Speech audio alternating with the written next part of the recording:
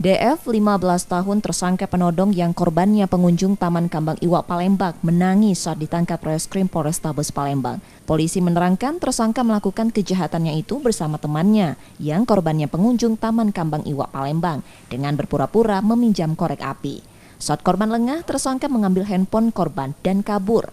Korban sempat mengejar tersangka namun gagal.